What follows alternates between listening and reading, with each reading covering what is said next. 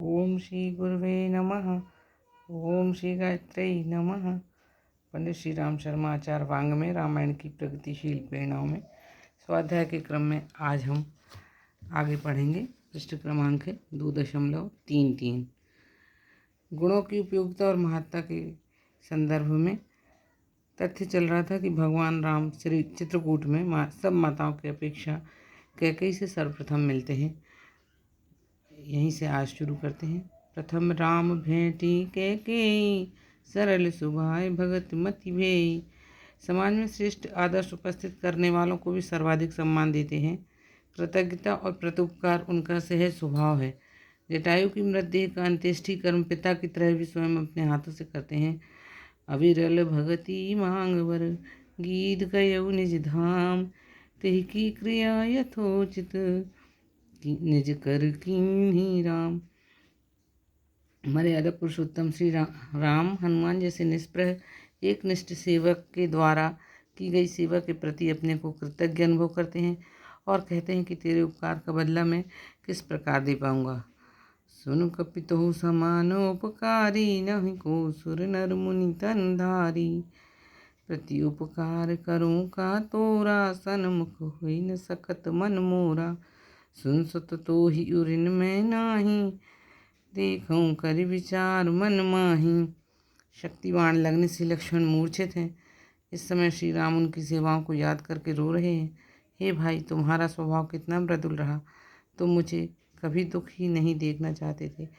मेरे लिए तुमने माता पिता और घर का त्याग कर मेरे साथ वन का दुख, वर्षा, गर्मी और ठंड को सहन किया। सकहु न दुखित देखी मोहिकाओ, बंधु सदा तब मृदुल स्वभाव।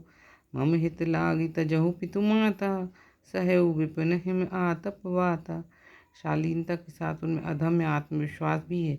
मरते हुए जटायु से कहते हैं कि वे परलोक में जाकर उनके पिता दशरथ से सिंहरण का समाचार न कहें। यह सुनकर वे दुखी होंगे। यदि मेरा नाम राम है तो यह विश्वास पूर्वक कहता हूँ कि रावण कुल सहित मरकर परलोक जाएगा और सिंहरण तथा उसके परिणाम का विवरण अपने मुंह से दशरथ जी को सुनाएगा। यह है भगवान का आत्मविश्वास। सीता हरण तात जनी, कहु पिता सन जाई। जो में राम तो कुल सहित, कहई दसानन आई। खदूषण की विशाल सेना से लोहा लेने अकेले खड़े हो जाते हैं। सीता जी के साथ लक्ष्मण जी को सुरक्षित स्थान पर भेज देते हैं। राक्षसों के दूत उन्हें भयभीत करने के लिए संदेश लेकर आते हैं तो उत्तर देते हैं, हम क्षत्रिय मृगया बन कर ही, तुम सम खल मृग खोजत फिरहीं। रिपु बलवान देख नहीं डरहीं, एक बार कालौ सन लरहीं। अपने पर ही नहीं, अपने भाई के पराक्रम पर भी उन्हें पूरा विश्वास है। लंका कांड में सुग्रीव द्वारा शंका किए जाने पर भी कहते हैं कि जगमोहन सखा ने साचर जेते, लक्ष्मण हनहि निमिष महते ते। यही आत्मविश्वास उन्हें निडरता और सफलता प्रदान करता रहता था। सिया स्वयंवर के समय उपस्थित कितने ही महाबली इसलिए हार गए कि वे राम की प्रतिभा को देखकर सहम गए और हिम्मत छोड़ बैठे। इसके विपरीत राम अपने शौर्य, साहस और तेज को स्थिर रखते हुए पुरुषार्थ करते हैं और सहज ही शिवधनुष को तोड़कर रख देते हैं। जबकि सुमेरु पर्वत उठाने वाला बाणासुर और कैलाश उठाने वाला रावण पराभव अनुभव करके एक कोने में जा बैठते हैं। श्री राम का पराक्रम बखानते हुए जनक जी के दूत राजा दशरथ जी से कहते हैं, सकई उठाई सुरासर मेघ, सुई ही हारि गयो करि फेख। यही कौतुक शिव सैल उठावा, सोई तही सभा पराभव पावा। तहाँ राम रघुवंश मुनि, सुनई महामहिपाल। भंजेहु चाप प्रयास बिनु, जिमि गज पंकज नाल।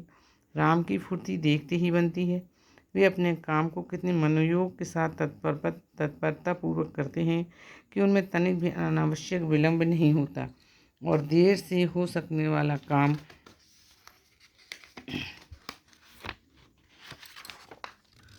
जल्दी ही निपट जाता है। धनुष उठाते तोड़ते उन्होंने ऐसी ही फुर्ती दिखाई। लेत चढ़ावत खेचत गाढ़े, करहु न लखा काहू न लखा देख सब ठाड़े। बल का प्रदर्शन भी बल प्रयोग के प्रयोजन को बहुत हद तक हल कर देता है। लोग बलवान पर विश्वास करते हैं और उसी से प्रीति करने को तैयार होते हैं। यह तथ्य वहाँ सामने आता है जहाँ सुग्रीव राम के बल की परीक्षा लेकर तब उनका सहयोगी बनना चाहता है। वह दुंदुभी राक्षस की अस्थियों के ढेर एवं ताड़ वृक्षों को दिखाता है और राम से उन्हें बेधन करके अपने बल का प्रमाण देने के लिए कहता है। राम उस परीक्षा में सफल होते हैं और सुग्रीव उनका अनुयायी सहयोगी बन जाता है। दुंदुभि अस्थि ताल दिखराए, बिनु प्रयास रघुनाथ ढहाए। देखी अमित बल बाढ़ी प्रीति, बाली बधौ इन भई प्रतीति। सौंदर्य की वास्तविक गहराई छल रहित सरल स्वभाव में है।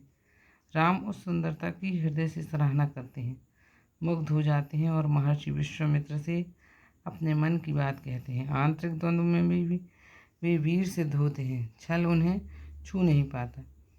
हृदय सराहत सील नाई, गुर समीप गवने दो भाई।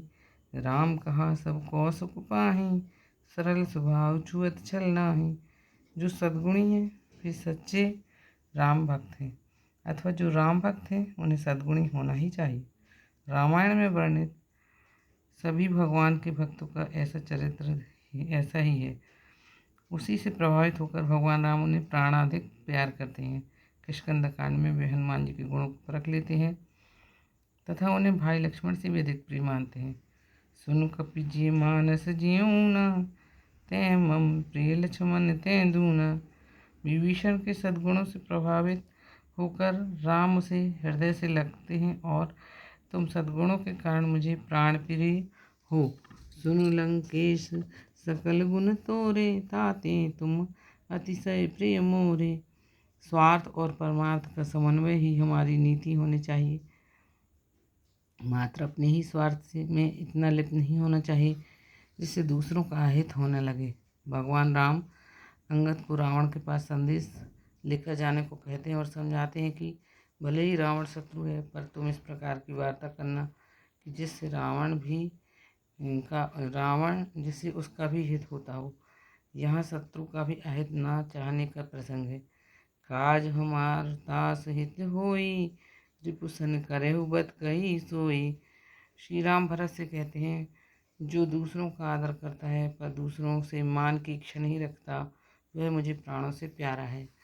सबहि मान प्रद आप अमानी, भरत प्राण सम्मते प्राणी। भरत जी भी सम्मान देते और कृतज्ञता व्यक्त करने में श्री राम से पीछे नहीं है। 14 वर्ष बीत जाने पर राम अयोध्या लौटने वाले हैं। इसका संदेश पहुंचाने के लिए हनुमान एक दिन पहले अयोध्या पहुंचते हैं। भरत उनसे मिलते हैं और इतनी लंबी यात्रा करके यह सूचना देने का कष्ट उठाने के लिए हनुमान के प्रति कृतज्ञता प्रकट करते हुए कहते हैं, ना हिन तात उरिन में तो ही, अब प्रभु चरित सुना वहु मोही। भरतलाल की निष्प्रहता तो लोक विख्यात है। अयोध्या का राज विस्तार बहुत था, इंद्रलोक जैसा। वहाँ धन संपत्ति भी कुबेर जैसी थी। इस सब के बीच रहते हुए भी भरत पूर्णतया राग रहित बने रहे। जैसे कि चंपक वाटिका में भौरा निर्लिप्त स्वामित्व के मद अहंकार से दूर रहता है, उसी तरह भरत अयोध्या में मात्र एक साधारण नागरिक की तरह रहते थे। अवध राज सुर राज सिहाई, दशरथ धन सुनु धन लजाई। सुईपुर बसत भरत बिनु रागा, चंचरीक जिमि चंपक बागा। इति श्री आज के लिए इतना ही। अगली कड़ी में हम पुनः उपस्थित होंगे। तब तक के लिए नमस्कार। जय गुरुदेव।